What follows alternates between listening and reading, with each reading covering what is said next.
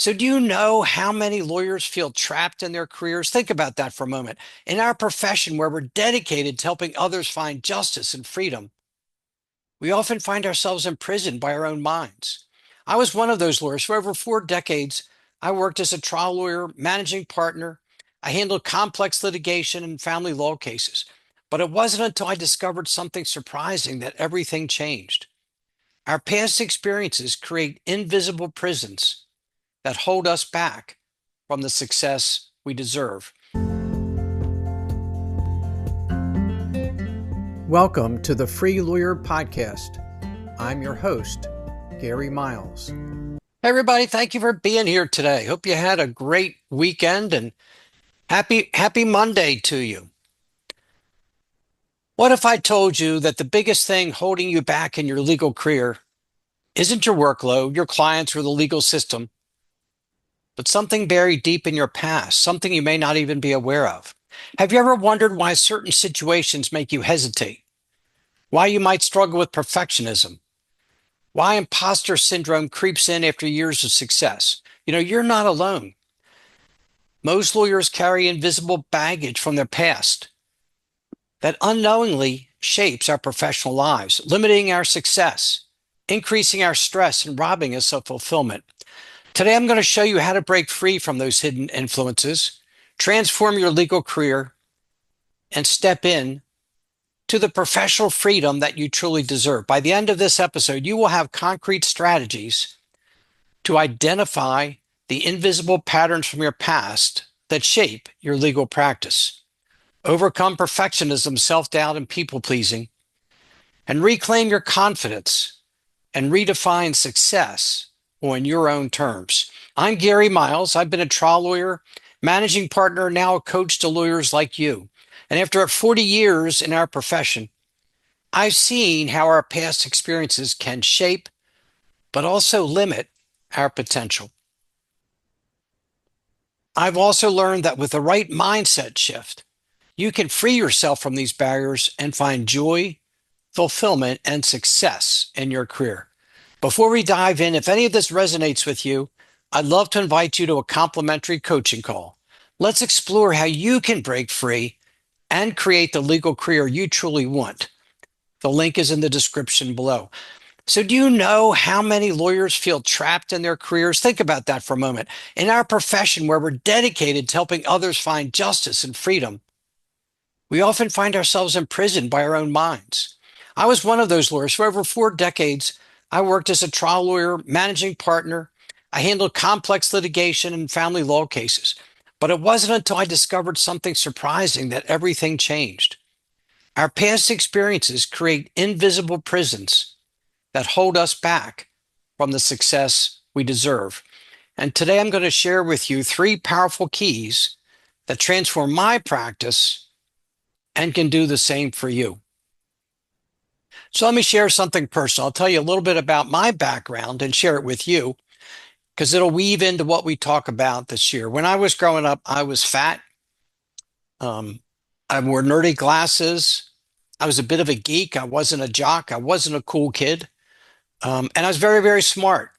And because of my appearance being overweight and nerdy and wearing these goofy glasses, but also because I was so smart, I made everyone else look not so smart. I was bullied and picked on. I wasn't well liked.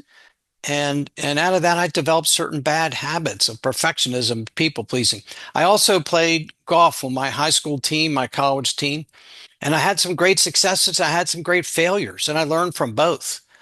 I learned that when I lose my cool in the course, I'm going to do poorly. When I focus on a negative thought, staying out of the woods, I'm going to hit a bad shot. When I worry too much about how important a shot is, I'm more likely to hit a bad shot. So all those experiences I had have affected me in a lot of different ways.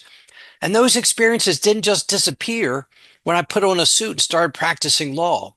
They morphed into crippling perfectionism that had me over preparing every case, constant people pleasing that made it so hard for me to set boundaries.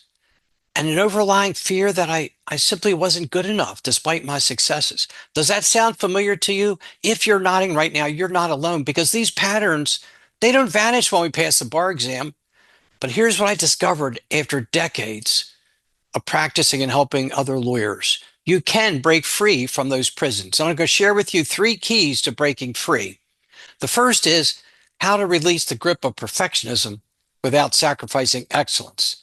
How to build authentic relationships with clients and colleagues, and how to transform your past struggles into your greatest professional strengths. So let's talk about key 1, how to handle the first invisible prison of perfectionism. When I was a young lawyer, I'd spend hours and hours rewriting the same pleading over and over. And why? Because I feared it wasn't perfect. Instead of trusting my skills, I was paralyzed by fear. And here's what perfectionism cost us: endless hours of over preparation, paralysis in decision making, constant stress and anxiety, and missed opportunities while waiting for just the perfect moment. So I'm going to give you the solution to perfectionism now. The first is what I call the 80-20 rule. Identify the key 20% of what you do that drives 80% of your results. And that's where you should focus. So for example, focus on the key arguments in a case instead of every possible angle. In every case, there might be 50 issues, but maybe only 10 of them really, really matter. And the key is to determine what truly matters to the case outcome and have a laser focus on that. The second is to set realistic standards. Understand the difference between excellence and perfectionism. And there are different benchmarks for, what we should do. There's our basic professional level. If I'm following a motion to compel, I want it to look good and sound good, but don't be anything fancy. Enhanced value can be, and it can be better. An excellent brief has cogent arguments and is well organized and is well written. And we're going to build confidence through progressive success.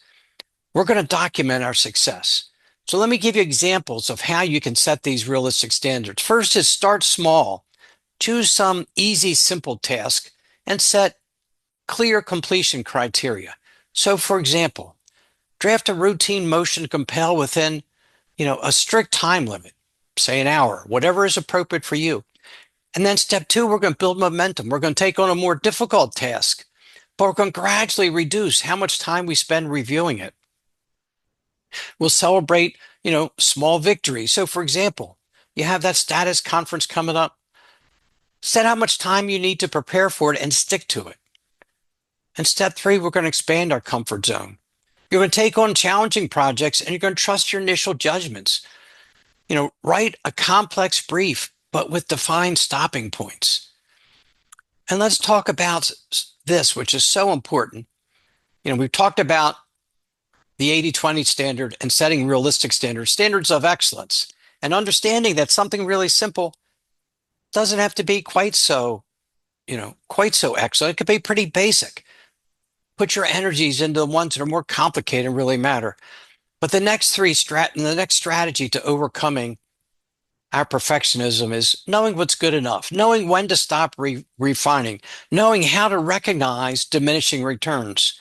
And I'm going to give you some tools for making that judgment call. Let me share something that transformed my practice after 40 years in law. Specific tools for knowing when to stop refining and to start moving forward. And it's not about lowering standards. It's about maximizing our impact. And the first thing I do is I ask 3 questions on any legal document or preparation or preparing for trial, whatever it might be. These are the 3 questions that I should keep in the forefront of my mind. Will additional work meaningfully change the outcome? Is the current version serving my client's core needs? And would my time be better spent on other aspects of the case? Does more work meaningfully change the output? Does this version serve my client's needs? And is my time better spent elsewhere? And then I had a logical framework for really evaluating the impact versus the time investment. If it's going to make a big impact and doesn't take much time, absolutely do it. If it's a big impact, but it takes a lot of time, it's important. We need to prioritize it at the right time. If it doesn't make much of a difference, but doesn't take much time, we'll do it if time permits. And if it's low impact, but it takes a lot of time, that's when it's time to stop. That's when I'm reading through the brief again.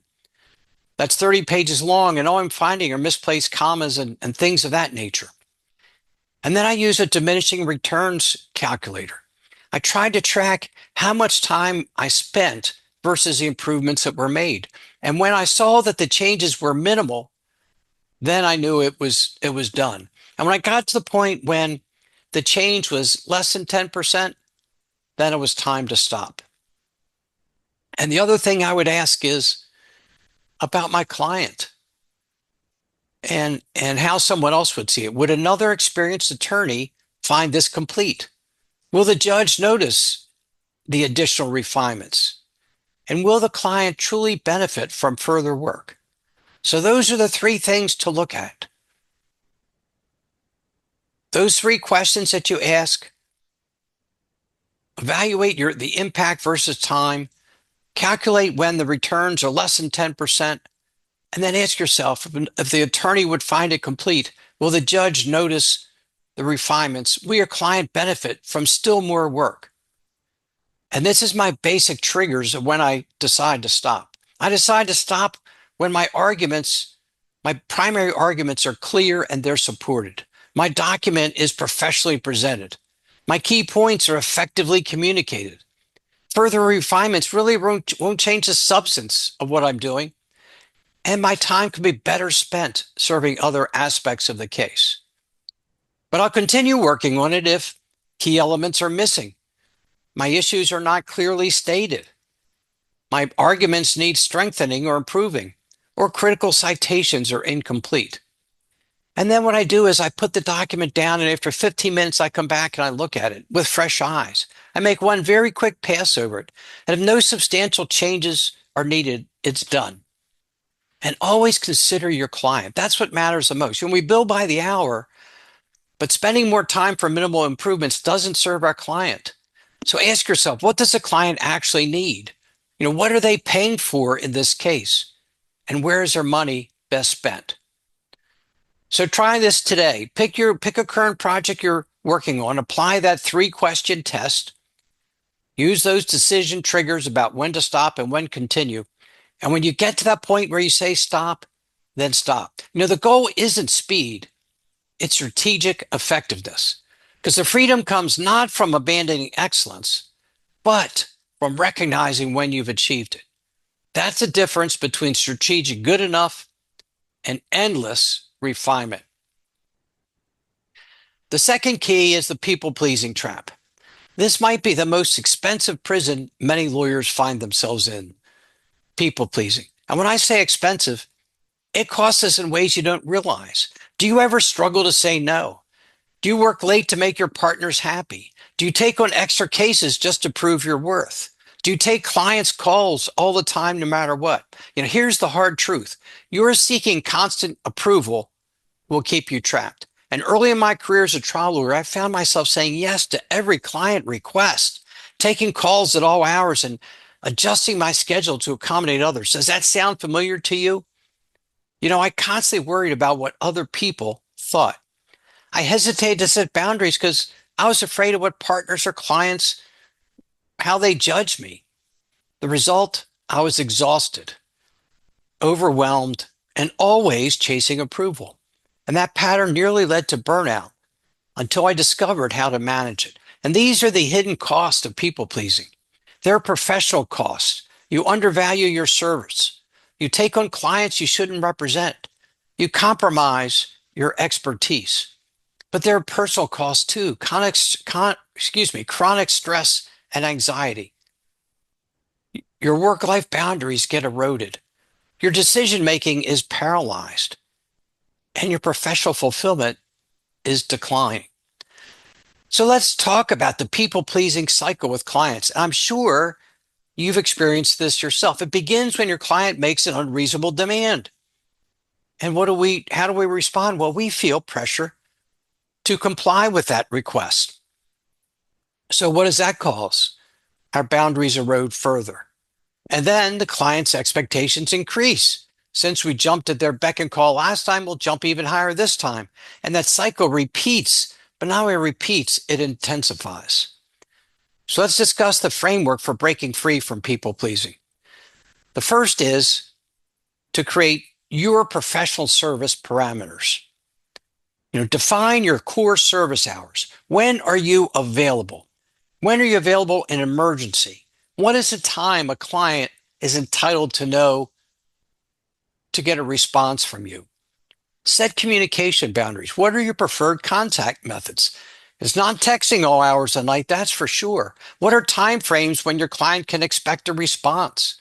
What happens after work hours, on the weekend?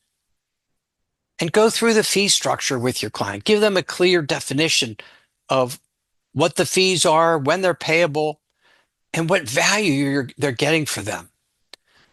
And then we can educate our client. When we first meet with our client at the first consultation, set clear expectations about the case, the ups and the downs of it. Explain your protocols for communication, how they're to communicate and when they can expect a response, and define the parameters of the case. What is success and what's not, and what can they expect from you? And lay out for them the guidelines for your service and communication. When you set that framework with a client up front, it really works. And the final piece to breaking free from people pleasing, and really the most important, this is where everything changes. Instead of trying to please everyone, focus on your unique strengths. What makes you special and different as a lawyer? Who's your ideal client? What are the values your services give to the clients? And what are your own professional boundaries? And that'll vary from one person to the next. And these are the core components of authentic service. Look for what is your professional sweet spot. And what you really want to do is identify where these three crucial elements intersect. What are your genuine strengths? What energizes you? And where do you provide highest value? And for me, I discovered my sweet spot was complex family law cases. It required strategic thinking. My clients were very upset and stressed. And when I stopped trying to be all things to all clients, my practice grew stronger and I was happier. And then after you have decided what your authentic service is, then create your value proposition. What makes you unique? What are you unusually expert in? What are your most essential competencies? What makes you good at solving clients' problems? And identify your ideal client. What kind of cases do you want to handle best? What kind of client do you want to represent? What sort of problems do you solve most efficiently? And then how do you deliver your services? How do you want to communicate with clients? How frequently and in what fashion? And when you have done all that, then we get to the authenticity framework. And this is where so many lawyers get stuck. They confuse authenticity with informality, but true professional authenticity means clear communication with your clients, with attorneys, with your partners. You're direct but compassionate. You're honest about challenges, and you're transparent about the processes. But you're also empathetic with your clients. You understand their needs, but you also set appropriate boundaries, and you maintain your professional perspective. And I found that in family law. I was available to my clients, but not 24/7. I was available in emergencies and reasonably available in others. And I was very empathetic, but I also set boundaries. And then focus on the client outcomes that are aligned with your personal values. Remember, authentic service is not about being available 24/7 or saying yes to every request. It's about providing exceptional value within those parameters and boundaries that allow you to sustain excellence. Think about your practice. What would it look like if you were operating completely in your sweet spot? What one change would move you closer to that ideal? See, this model transforms not just how you practice, but how you experience your practice. It's about finding the freedom to serve authentically while maintaining professional excellence. So you don't need to be everything to everybody. You don't need to be at the beck and call of every client. You need to set boundaries with your clients. You need to decide what you want your practice to look like, who you want to represent, and how you want to represent them. And be true to yourself. I found when I argued jury cases, instead of imitating that other lawyer who was really good, if I developed my own style that was me, that was unique to me, that I could be honest and authentic with, that's what really resonated. And now we come to key three, transforming our past pain into professional power. And it really is the most powerful key of all, transforming your past experiences into your greatest professional strengths. And this isn't just about moving forward, it's about reclaiming your story. Remember that golf metaphor I mentioned earlier? Standing on the golf course as a young player, I learned something profound about focus and success. When I concentrated on avoiding the water hazard, that's exactly where the ball went. But when I focused on my target, everything changed. And, I shared some of my experiences growing up and how they affected me. And it's really important that you take the time to acknowledge and understand the past experiences in your life and how they've affected you. And it takes some time, it takes some thought, it takes some self-awareness. But begin by recognizing what those past experiences were and acknowledge their impact. I was called a lot of names as a kid. I was made fun of, and they affected me in a lot of ways and not a lot of good ways. But once I became aware of them and understood their impact, I could move to the next step, which is to connect those past experiences to my present behaviors. When I lapse into people pleasing, it's because that's how I tried to get accepted when I was otherwise bullied by everybody. And we're going to talk about this in some detail, how to transform those past experiences into lessons for today that we can learn. I've shared before that I'm sober in recovery. And that journey taught me something crucial about transformation. All those character defects I had, all those experiences I had, I could turn them into new experiences today that could serve others. My story of alcoholism is a sad one and a tragic one, but I can share it today and help others. So let's talk about reframing. How do we reframe?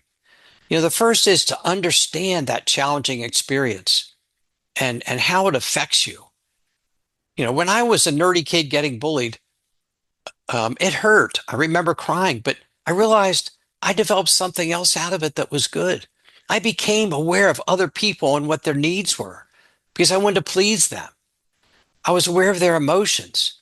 And I use that today in my law practice. I'm aware of my clients and their needs. I'm empathetic with their feelings because I developed this intense awareness of other people because I was so focused on making them happen.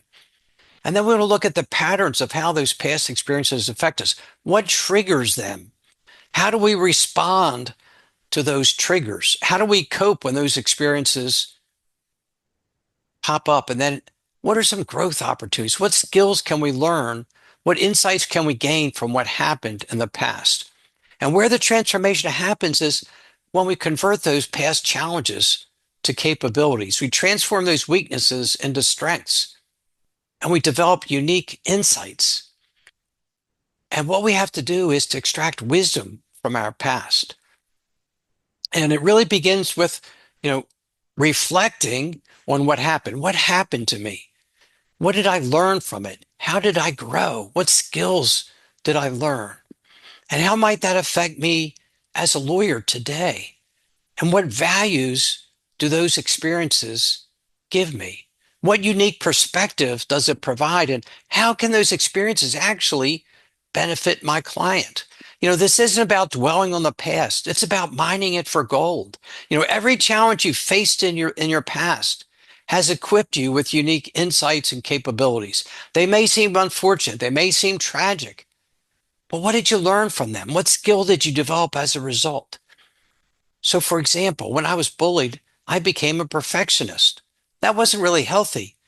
But what I learned from that is I could be incredibly successful. I was so driven to succeed. I was number one in my high school, number one in my college, and number one in my law school class. So I learned from that my desire to show my worth made me realize I could be very successful. And when I focused on people pleasing, I developed, empathy for others. But I also learned that people pleasing doesn't work and that my true joy comes from being true to myself. And with golf, I learned that when I relax and I focus on the target, I do better. When I don't get so obsessed with the outcome, what does it mean if I make this putt? What does it mean if I win this trial? When I let go of the outcome, I do better. And when I stop worrying so much about the past and feeling regret, I hit that ball in the woods 2 holes ago and it's still bothering me. See, all those experiences can be transformed into a lesson that you can learn today. And it begins by being aware of the past, how it affects you today, and then reframing it into a more positive experience. So start your transformation today. Choose one challenging experience. Try to reframe it into something more positive. See what lessons you can draw from that and create a plan to start using it today. The power of this present isn't just in understanding your past, but it's in intentionally using it to enhance your present and your future practice. So as we wrap up today, I want you to think about something profound. Every experience you've had from childhood to professional setbacks has been preparing you for this moment right now. It makes you exactly who you are today. You're not just a lawyer. You're a collection of truly unique experiences that make you extraordinarily qualified to serve your clients in ways no one else can. And we've covered today the 3 keys to breaking free: how to release the chains of perfectionism, how to break free from the people-pleasing trap by building an authentic practice true to our values, and how to transform our past pain into professional power by seeing what lessons we can learn from those experiences and how to reframe them into opportunities for growth. But here's what I really want you to understand. This is not just about becoming a better lawyer. It's about reclaiming your authentic self in a profession that demands that we wear masks. It's about finding the freedom to practice law in a way that energizes you rather than depletes you. After 4 decades in law practice, managing a successful firm and coaching lawyers, I can tell you with absolute certainty, the prison is not in your circumstances. The prison is in your mind. And today you have the keys to break free from it. So here's what I would encourage you to do right now. Schedule a courtesy coaching call with me. The link is in the notes. Subscribe to this channel for weekly freedom strategies. Check out my podcasts, other podcast episodes of The Free Lawyer. And I wrote a book, Breaking Free, where I talk about how to break out of the prisons, all these prisons of our mind. Get your copy. And remember, your past experiences, they aren't heavy baggage to carry around in life. They're actually your own unique wisdom to share. Your challenges are not limitations. They're launching pads. And your authentic self is not a liability. It's your greatest professional asset.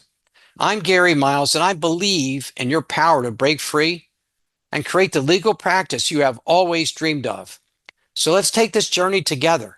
Don't forget to like this video, subscribe to the channel, follow the podcast, and hit that notification bell to join our community of lawyers who are breaking free from their invisible prisons. I will see you in our next video, where we will dive deeper into building the practice and life that you deserve. Thank you for being here today. And as always, please be well, be safe, and be free. Thank you so much for listening to today's episode of the Free Lawyer Podcast. Wherever you are listening, if you enjoyed what I shared, please leave me a rating and review. I would appreciate hearing more about what you like best and what topics you might like me to cover in future episodes. If you are interested in experiencing a more fulfilling and a more successful life, please contact me at www.garymiles.net, where you can schedule a free discovery call with me so I can learn more about you, your challenges, and your dreams. I appreciate each and every one of you, and have a great rest of your day. Thanks to all of you for your support.